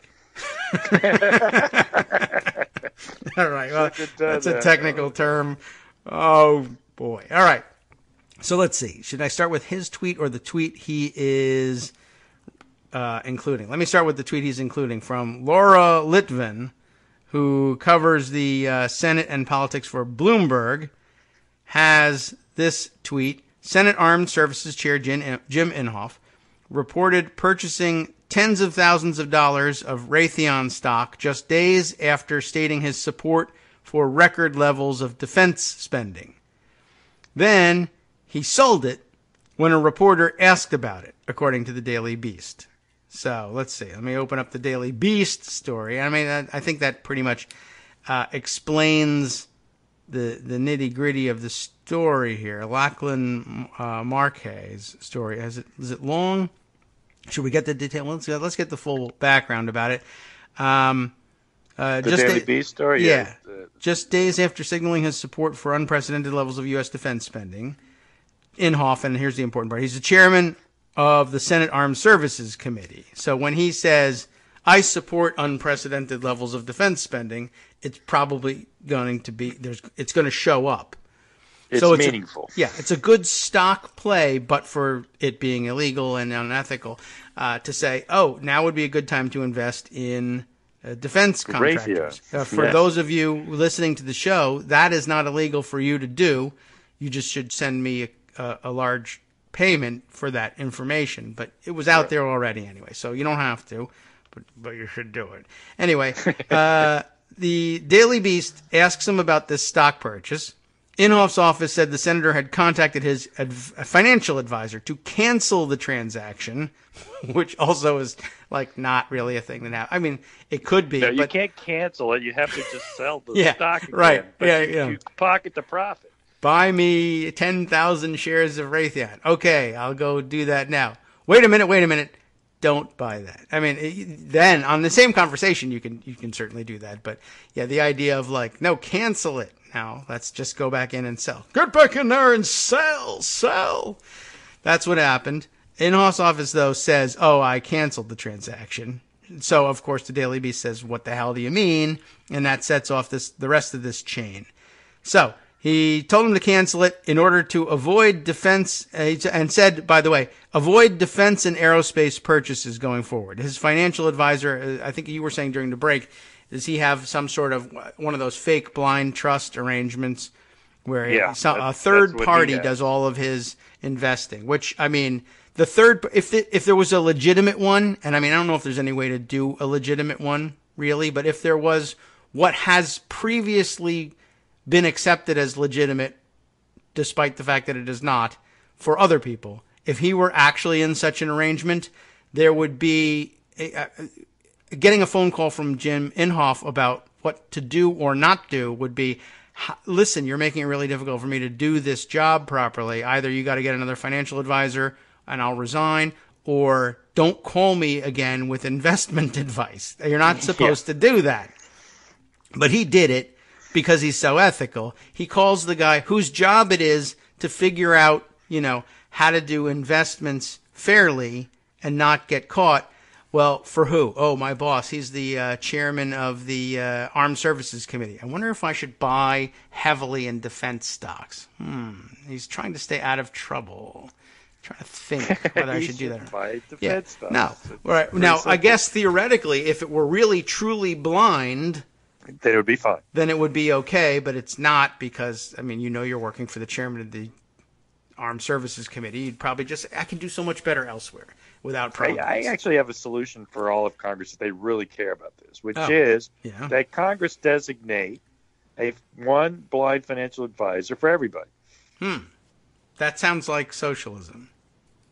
No, it sounds like ethics. It's a single payer investing. You didn't pick them. Yeah. They have no relationship with you. You don't even know who it is.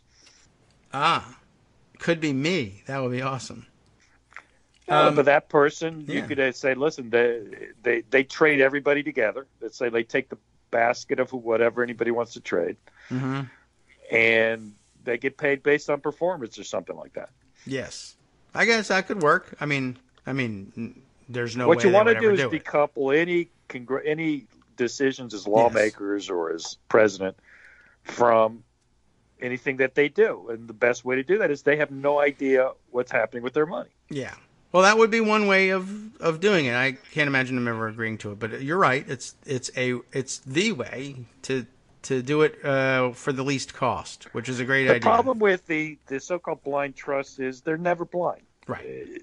It certainly doesn't build confidence that they're going to be blind.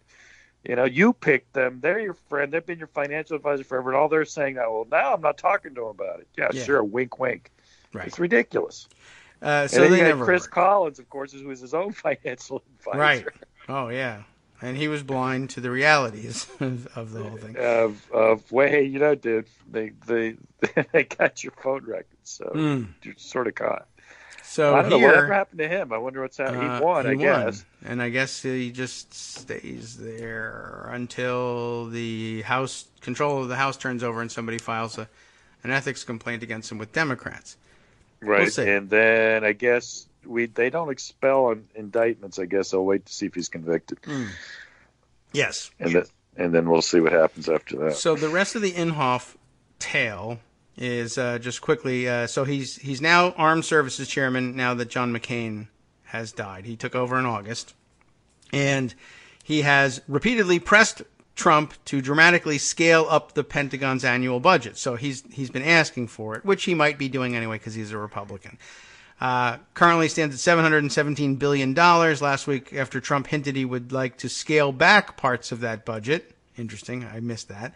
Inhofe met with the President and Defense Secretary James Mattis, after which it was announced that the administration would seek even more defense funding, a record $750 billion in spending for fiscal year 2020. So another great deal negotiated by Trump. I would like to scale it back from $717 billion.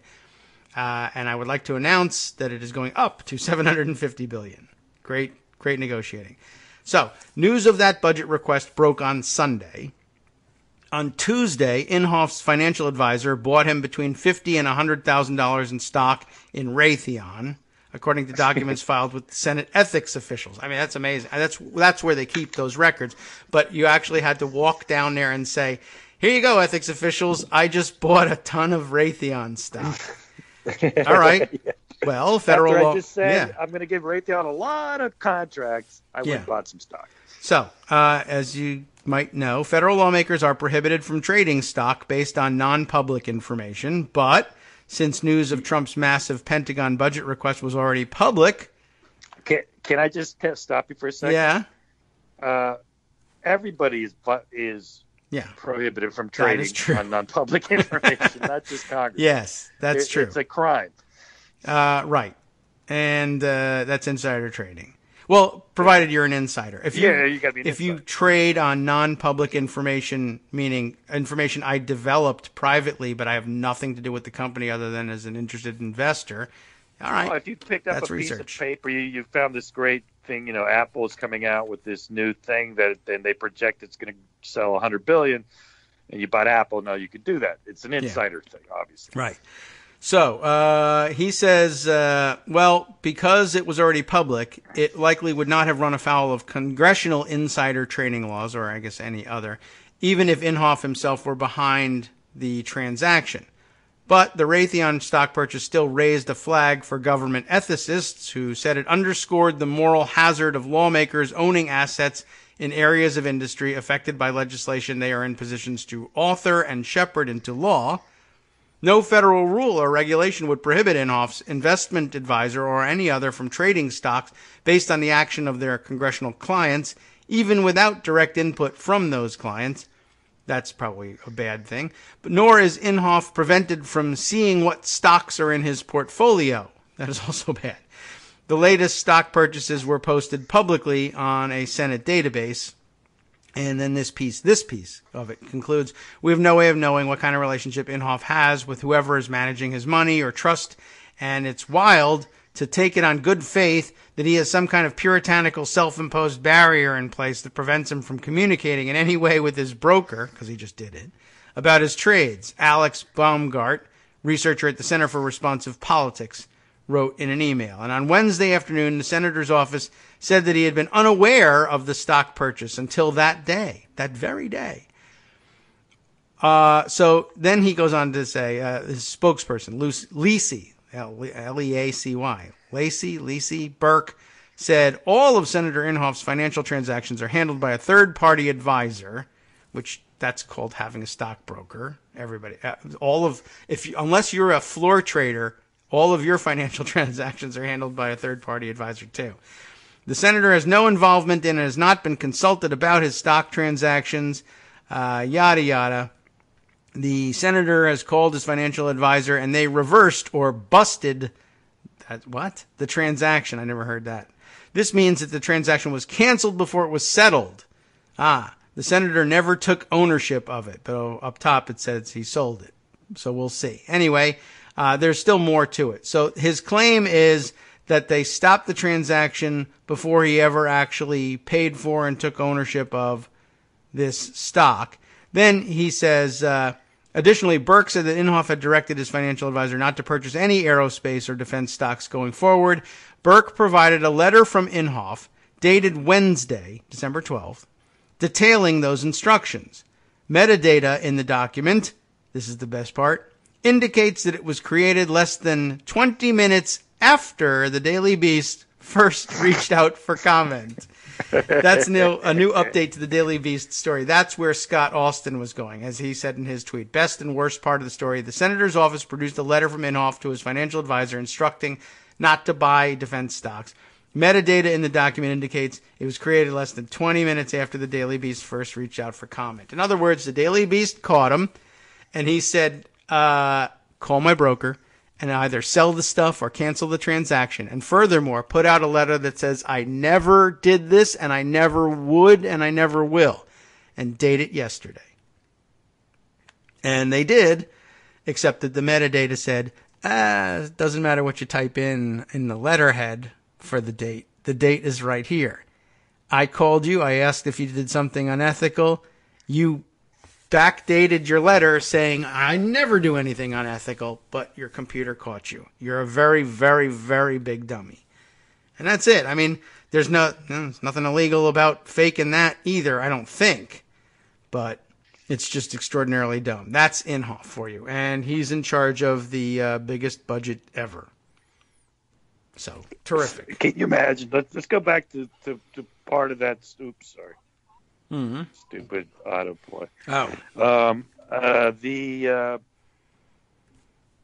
The Trump argument for he wanted to spend less on defense. Of course, he talked about how much he did spend on defense, and it was a great thing. And he had record budgets. But it was about attacking NATO. That was the context. If they paid their fair share, we could cut our defense budget. Oh, I see. Was That's the where argument. that came from. Okay. Right, but let's stop But for a they second didn't. and realize So we're spending they $750 billion on defense. Yes. $750 billion on defense in a world that's no longer the Cold War, Right. where we have, in theory, less people in the military than we've had for most of our last 50 years. Less, there's no more draft. There's nothing else. What is this money going to?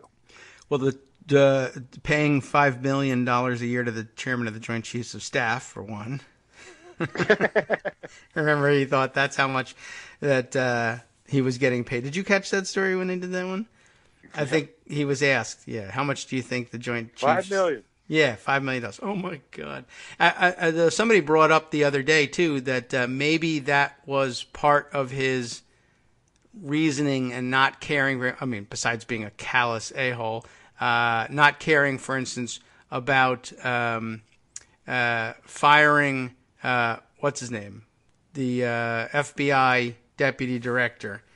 McCabe. Yes, McCabe. Just before he vested in his pension, as he probably thought, deputy director of the FBI for 20 years or whatever, he's probably making $3-4 million a year. He's fine. He doesn't need his pension. But he's making 100. I wonder whatever happened to that. 180. I assume that got challenged. I don't know. At some point, I guess they'll be quietly settled and they'll give the guy his pension. Maybe. I don't know how that's going. Just insanity. But. And I forget what happened with Strzok. But Trump thinks everybody's making millions. And we just had, in the last couple weeks, too, lots of reports of Pentagon audits where they're just like, we don't really know what happened to like several dozen billions of dollars. Yeah. We really, literally don't know where we misplaced $10 billion. Don't know where it went. Yeah, this was shrink wrapped and sent to Iraq once, but I don't think we're still doing that. They're still talking about he talked about the $150 billion to Iran the other day. Yes, right. That whole nonsense. We gave it, got nothing, and I can't get $5 billion. That's right. It's like, you what? Can't. That's not how things go. Yeah, I don't know. Listen, you've got a moron, lying, bigot, idiot. We've done this for 2 years, and at some point, by the way, if the economy turns, he's not going to know what to do to try and fix situation, etc. Yeah, no, there's no chance that will happen. Let's see. I'm trying to think of other additional ideas and other things that Greg has sent along in the last couple minutes, or in the few minutes after he left. Let's see. You'll recall that once again I win. 2 days ago, maybe just 1 day ago, Trump quoted in the press, "Are you worried about impeachment?" No, not going to happen. The people will revolt if I have an impeachment, which is, there's all sorts of scary implications to that. It's not true. He's wrong. But if he were right, it would be scary. But the statement on the record, no, I'm not worried about it. I'm not thinking about impeachment. Doesn't cross my mind because it's not going to happen. And as you know my cardinal rule. The way to read that Trump comment is Trump is worried about impeachment. I'm not thinking about it. People will not revolt. Yeah, I'm not worried about it. Okay, he is worried about it. Today's NBC News headline that Greg sends us, Trump confides to friends he's concerned about impeachment. So thank you. I'm glad my methodology works. It's a very simple one, and you can do it at home too. Whatever he says is opposite of true.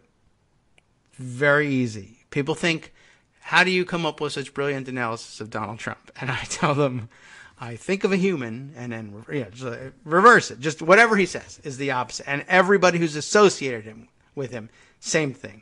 You all know that. I'm kidding. It's the easiest thing in the world. But there you go. Perfect example. Other example is I didn't know anything about the payments to Stormy Daniels. Yeah. Did you? No, I didn't. Yes, you did. Yes, he did. 6 months later, yes, I knew. And everybody knew I knew. All right. Exactly. Thank you. Everybody knew I was lying. Of course I was lying. That was the Scaramucci defense. Yeah. Scaramucci, he came out and said, listen, everybody knows he doesn't tell the truth. That's just his style. That's just his style. Yeah, and he was right. Okay, so great. So you don't mind if we say that his style is to lie about everything. Okay, are you good with that? I don't know. You're not. You get upset when we say that. Yeah, I've been fired. I no longer care. Yeah, he's the only guy that told the truth about him, and he was out. Generally, yeah. If somebody says, well, that's his style, okay, so good. So we can say, in his normal style, the president has lied again. No. You cannot. No, you get very upset. That's bias and yada, yada. Yes. Similar line of thinking, another thing. Did you send me this one? I just sent you the tweet deck on the Mexico thing. Yes. I mean, I sent you another good example from Phil Bump. Mexico is going to, what are we going to do?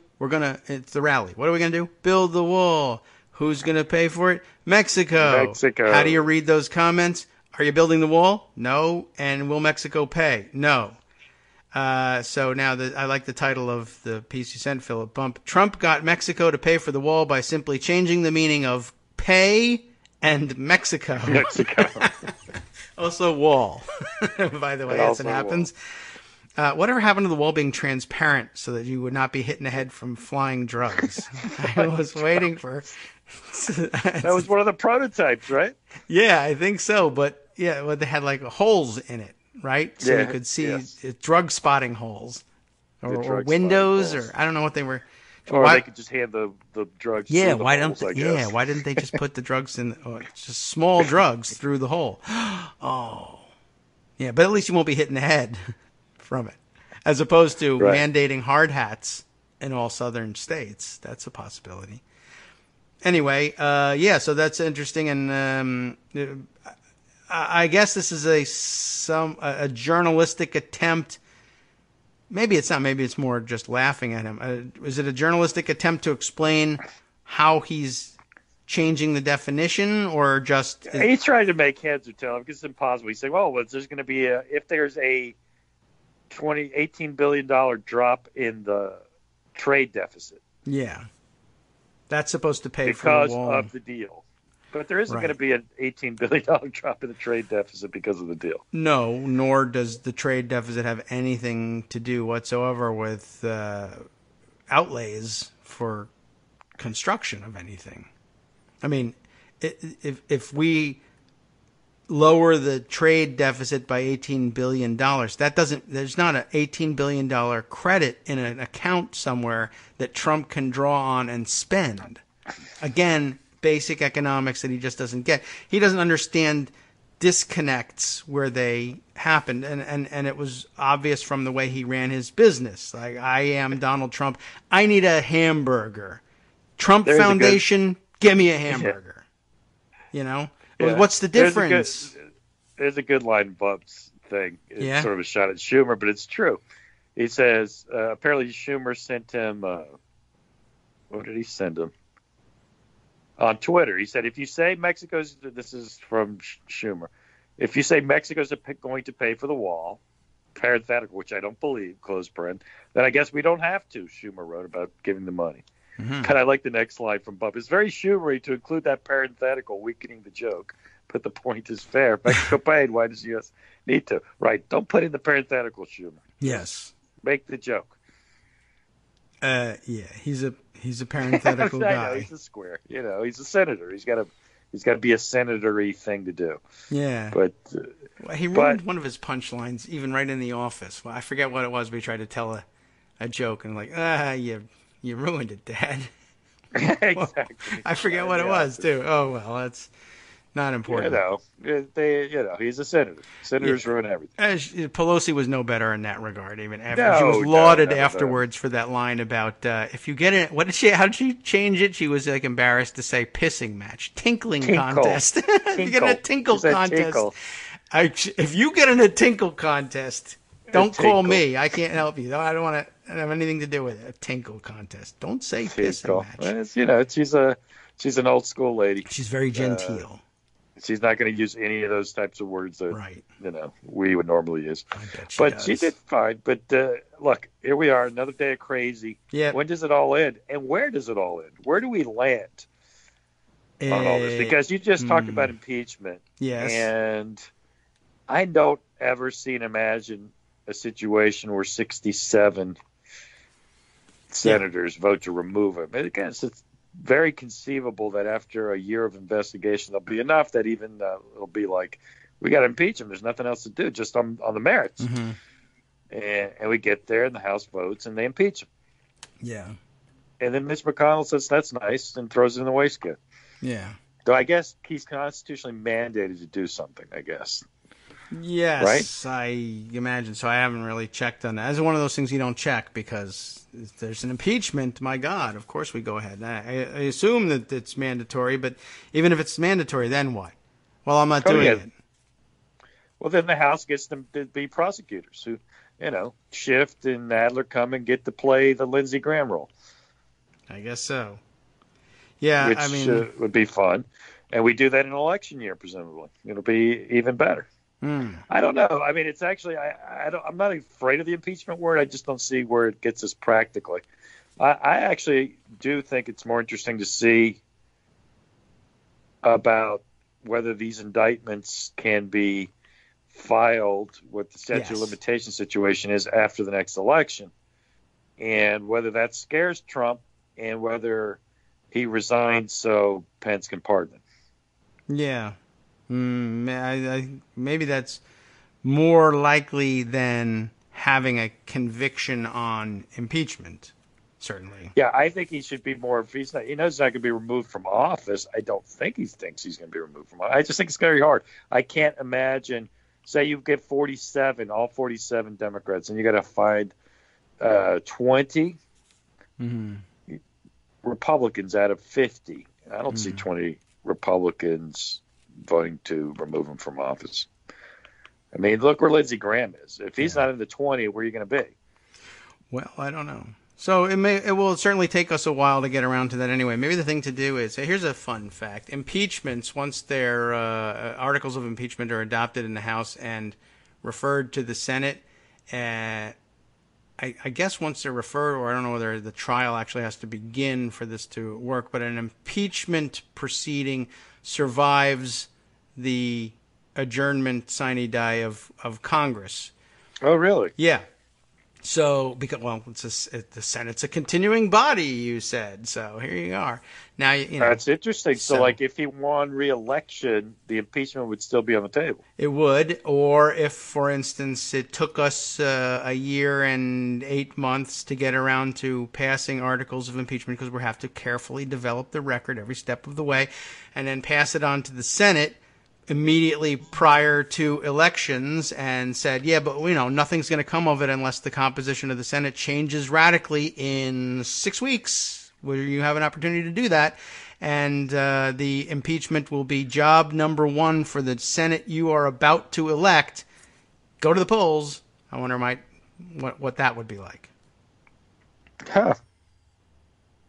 So it's out there. That's a very interesting question. We probably should take a little more time to think about that. Yes. However, we have none left. But we have Friday. Not today, but another day. We should probably just think it through, and I should do a little research and read one of those CRSs on impeachment. Yeah. They're out there, and people are hawking books, just like Newt Gingrich. So there's plenty of time to catch up on our reading. Thank you, though, for helping pass the time today. I didn't know where we were going to go. Yeah, it was fun. Thanks. Yeah, and, we didn't get delved that deep into anything, but we touched a lot of things. It was fun. All right. Well, I appreciate it. Thanks for your help. I have to pass the mantle on now to Justice so he can pick up the slack. But we got tomorrow, and we may have to do this all over again tomorrow. I'm actually very curious about this impeachment thing. That's all right. It's got me to thinking. I'm going to do some research. Good. Yes. Why not? You have 2 years to get yourself ready for it. Yeah, exactly. So that's the right amount of time. And that may be the amount of time it takes, thanks to Armando, for Democrats to get around to becoming comfortable with the idea of reporting those articles out anyway. Let's see. Other things we didn't touch on today. Well, what the hell? What's the difference what we didn't touch on today? I'll tell you what Justice is going to touch on. And then those things that don't get touched on, this is starting to sound kind of creepy, we can touch them tomorrow. Boy, that was exciting. All right, well, let's see. What do we got coming up for you on the West Coast Cookbook and Speakeasy with Justice Putnam following our program today. Here's a nice write-up for you right now. Look, it's starting off in the Bistro Cafe. I like this sort of a menu. AMI head David Peckerhead, written admission regarding the McDougal payoff ends any hope of Trump using the Edwards defense to weasel out of a felony. Not that it'll matter much, but there it is. Then, on the rest of the menu, a new GOP congressman admits he may have broken the law to get elected. Let's find out who and why. The Michigan public health official implicated in the Flint water controversy is given a cushy new government job, newly created just for her. Sounds about right. And a technology company bidding for the Pentagon contract to store sensitive U.S. data has links to... From Daily Kos Radio. You know who? On networksradio.com. We don't know which one, but a sanctioned Russian oligarch. How perfect. To the Kagro in the morning show. With David Waldman. That's right. So fantastic. We're going to store Pentagon data with a Russian oligarch. And then, how about next? The FCC considers ending the 75-year-old merger ban among the major broadcast networks. And Trump wants to deport tens of thousands of Vietnamese boat people and their anchor babies who arrived here 45 to 50 years ago. Amazing.